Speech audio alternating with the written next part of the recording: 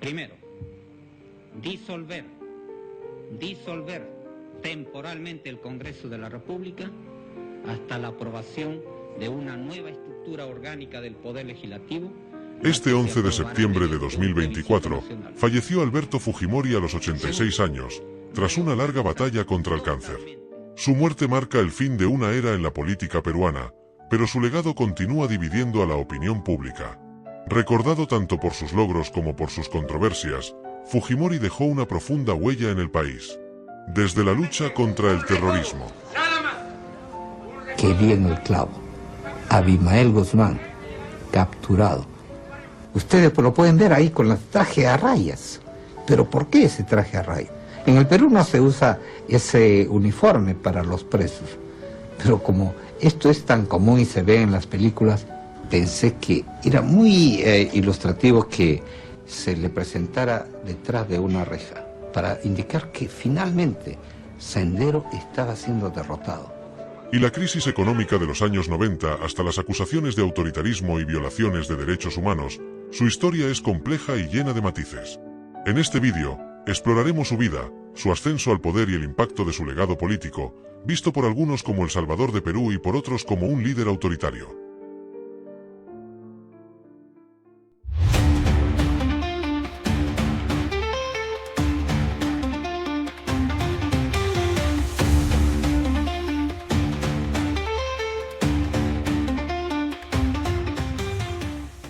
Alberto Fujimori nació el 28 de julio de 1938 en Lima, Perú, hijo de Naoichi Fujimori y Mutsuei Nomoto, inmigrantes japoneses que habían llegado a Perú en 1934. Sus padres, como muchos japoneses que emigraron a América Latina, buscaron escapar de las difíciles condiciones económicas en Japón y encontraron en Perú una oportunidad para establecerse y trabajar. Fujimori creció en un entorno marcado por las estrictas tradiciones japonesas, donde el trabajo duro, la disciplina y el respeto a la autoridad eran fundamentales. Fujimori estudió en colegios locales en Lima, destacándose como un estudiante sobresaliente. A pesar de la discriminación racial que enfrentaban muchos inmigrantes japoneses y sus descendientes en Perú, Alberto Fujimori logró avanzar en sus estudios, ingresando a la Universidad Nacional Agraria La Molina, donde estudió ingeniería agrónoma. Durante sus años universitarios, Fujimori comenzó a forjar su carácter intelectual y pragmático, habilidades que más tarde lo ayudarían en su carrera política. En su búsqueda por expandir sus conocimientos, Fujimori continuó su formación académica en el extranjero. Obtuvo una beca que le permitió estudiar en la Universidad de Estrasburgo, en Francia, donde completó estudios de posgrado. Posteriormente, se trasladó a los Estados Unidos, donde obtuvo una maestría en física en la Universidad de Wisconsin-Milwaukee. Alberto Fujimori entró en la arena política peruana en 1990, un momento crítico en la historia del país. Perú estaba sumido en una profunda crisis económica, con una hiperinflación descontrolada que llegó al 7.650% anual, y además enfrentaba una grave amenaza por el terrorismo, encabezado por Sendero Luminoso y el movimiento revolucionario Tupac Amaru. La presidencia de la Embajada de Estados Unidos es un rotundo éxito del partido y el presidente Gonzalo. Se ha golpeado duramente al imperialismo yanqui. Es una acción contundente que repercute en todo el mundo. ¡El Partido Comunista del Perú! En ese escenario de caos y desesperación, los partidos políticos tradicionales parecían incapaces de ofrecer soluciones eficaces, lo que generó una profunda desconfianza en la población.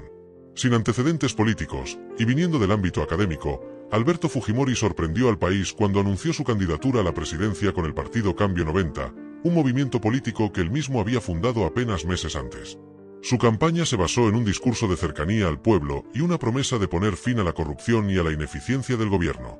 Se presentó como un outsider, ajeno a la clase política tradicional, lo que le permitió conectar con una población cansada de las élites que percibían como desconectadas de sus problemas diarios. En la primera vuelta de las elecciones presidenciales de 1990, Fujimori se enfrentó al renombrado escritor y candidato del Frente Democrático, Mario Vargas Llosa. A pesar de la popularidad de Vargas Llosa en el extranjero, su programa de reformas económicas neoliberales causaba temor entre amplios sectores de la población, especialmente entre los más pobres, que temían que las privatizaciones y los recortes profundizaran la desigualdad. Contra todo pronóstico, Alberto Fujimori logró obtener el 29% de los votos en la primera vuelta, llevándolo a una segunda vuelta contra Vargas Llosa.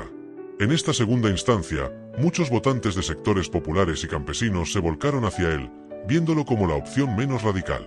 Su imagen de hombre común y su discurso centrado en la estabilidad económica y social resonaron fuertemente con el electorado. En la segunda vuelta, Fujimori obtuvo una victoria inesperada con más del 62% de los votos. Este triunfo sorprendió no solo a los analistas políticos, sino también a la comunidad internacional. Su ascenso al poder marcó el inicio de una nueva era en la política peruana, con un líder que, sin tener conexiones previas con el poder político, llegó a la presidencia en medio de una crisis de confianza hacia los partidos tradicionales. El triunfo de Alberto Fujimori representaba más que la victoria de un hombre sobre otro candidato. Fue la expresión de un país cansado de las recetas económicas fallidas y de la incapacidad del Estado para frenar la violencia terrorista. Con este mandato, Fujimori se encontró ante el desafío de gobernar un Perú devastado económica y socialmente, pero con el respaldo de una mayoría esperanzada en su promesa de cambio. El presidente Fujimori prestó juramento como el presidente número 107, elegido por el 56.58% de los votos emitidos, el mayor porcentaje recibido por presidente alguno en los 169 años de vida republicana en el Perú. Que me ha confiado la nación. Uno de los aspectos más emblemáticos de la presidencia de Alberto Fujimori fue el Fujichoc, un paquete de medidas económicas drásticas diseñado para enfrentar la hiperinflación que había devastado la economía peruana en los años anteriores.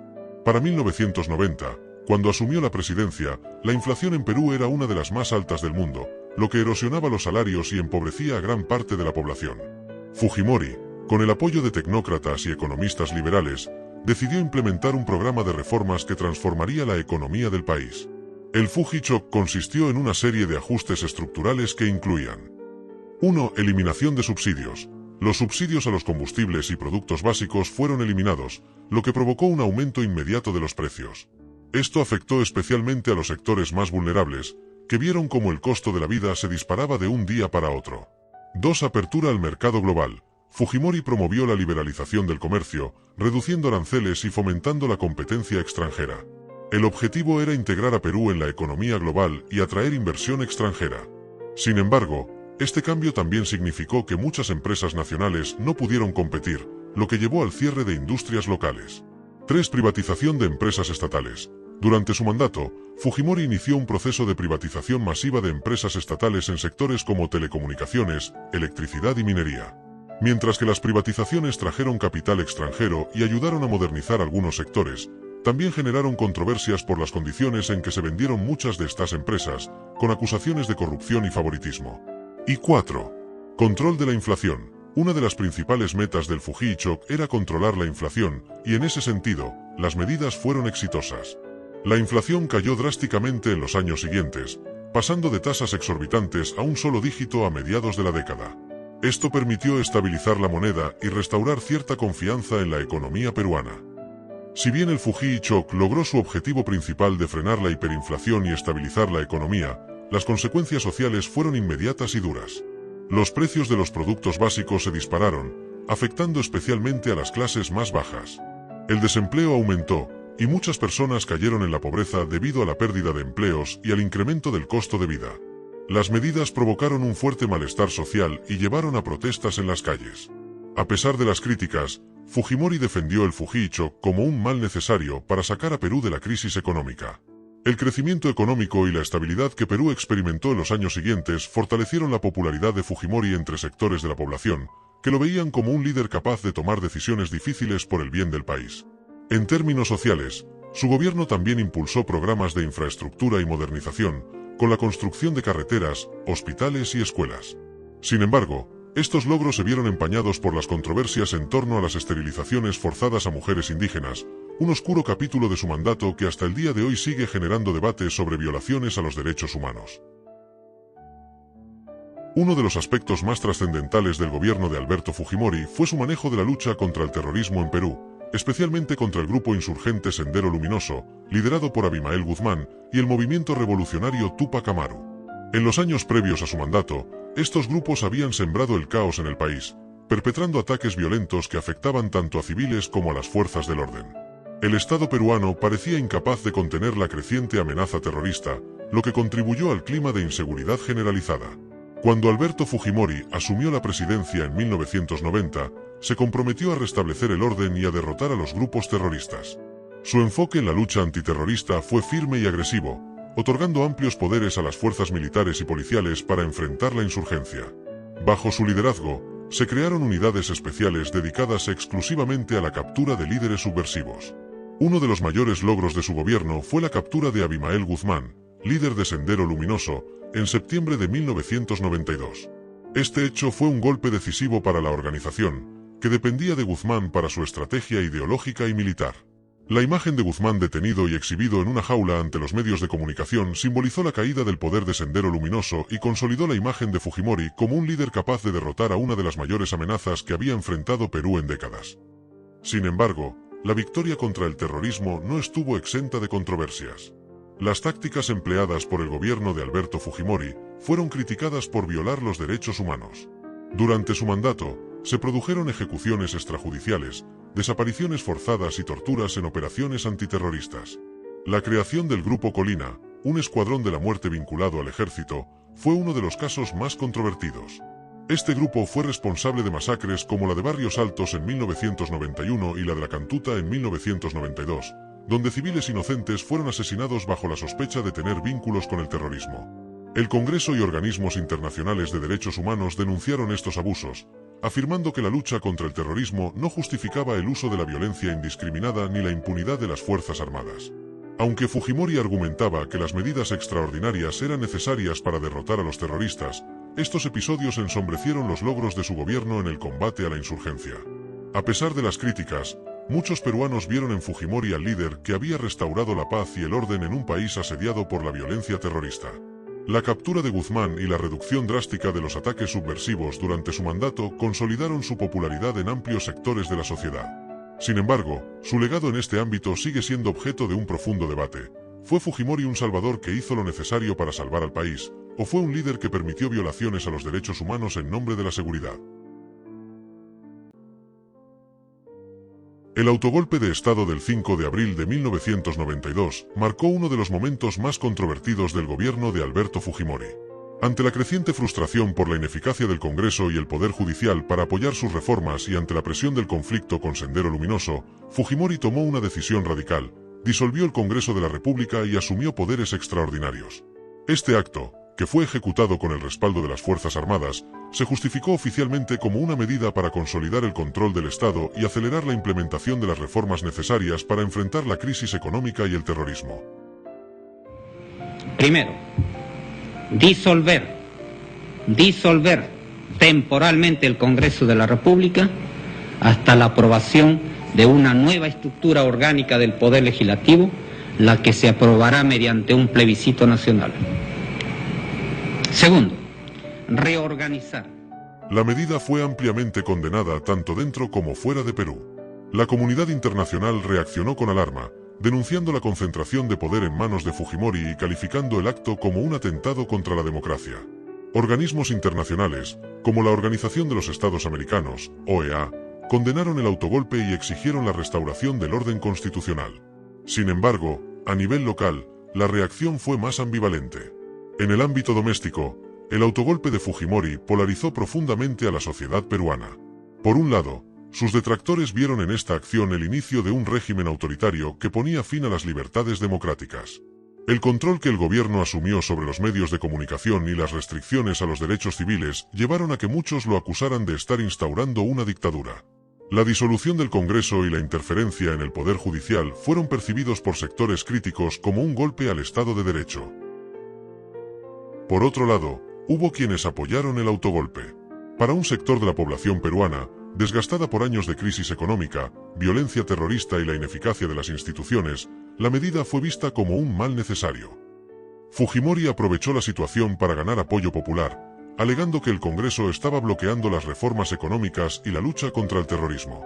Muchos peruanos, especialmente de las clases populares, le dieron su respaldo, viendo en él un líder fuerte que estaba dispuesto a tomar decisiones difíciles para sacar al país de su situación crítica. El autogolpe permitió a Alberto Fujimori implementar sin obstáculos una serie de reformas profundas, tanto en el ámbito económico como en el judicial y militar. En diciembre de 1992, organizó elecciones para un nuevo Congreso Constituyente Democrático, que redactó la Constitución de 1993, bajo la cual Fujimori consolidó aún más su poder. A pesar de las críticas internacionales y de las consecuencias autoritarias que trajo el autogolpe, el legado de esta medida sigue siendo motivo de debate. Para algunos, Fujimori tomó una decisión que, aunque extrema, permitió estabilizar al país y derrotar al terrorismo. Para otros, fue el comienzo de una era de represión, corrupción y violaciones a los derechos humanos que marcaría el fin de la democracia en Perú durante esa década. En el año 2007, tras haber vivido un periodo en el exilio, Alberto Fujimori fue extraditado de Chile a Perú.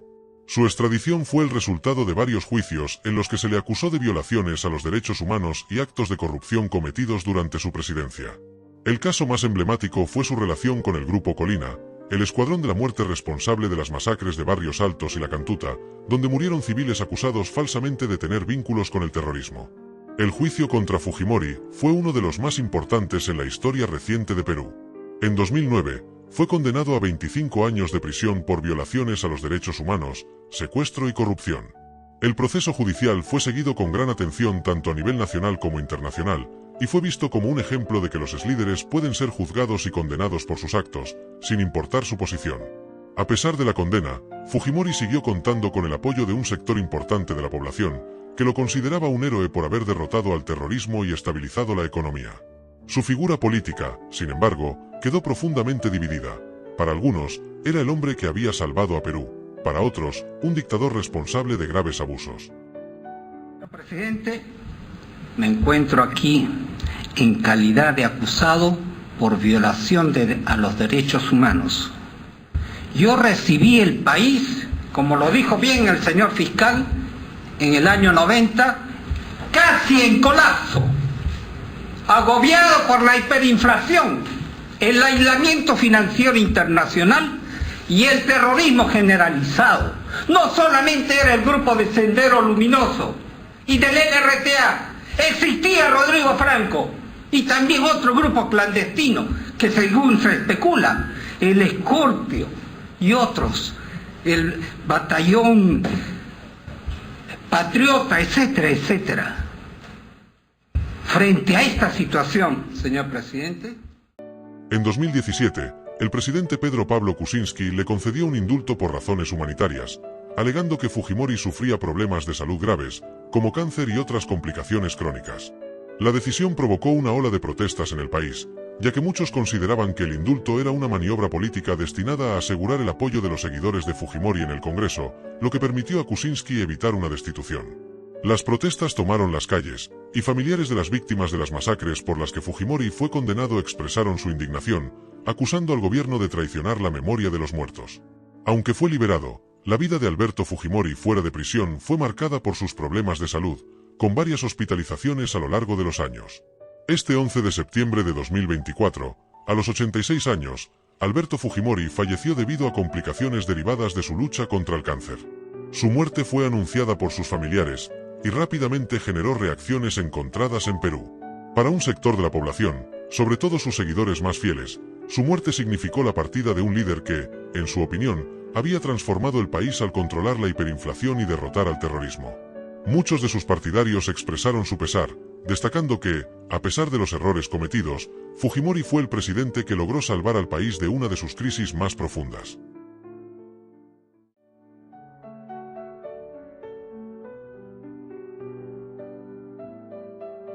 El legado de Alberto Fujimori está dividido entre quienes lo ven como un héroe y quienes lo consideran un villano.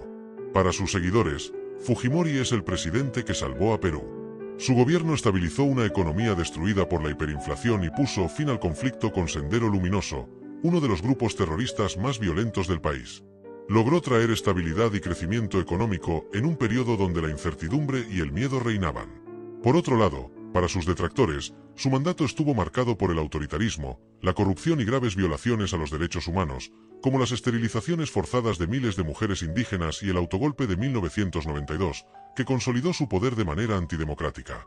Estos actos lo posicionan como un líder que, en su búsqueda por resolver las crisis del país, cometió graves abusos de poder.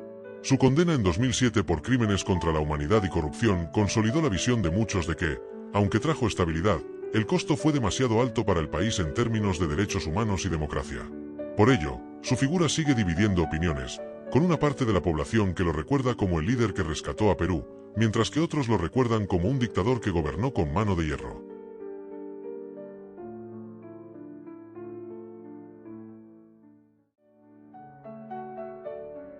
Sin más que agregar, gracias por ver este vídeo. Si te gustó, no olvides darle like, suscribirte al canal y activar la campanita para que no te pierdas ninguno de los próximos vídeos de saberes profundos, y recuerda compartirlo con tus amigos. Nos vemos en un próximo encuentro.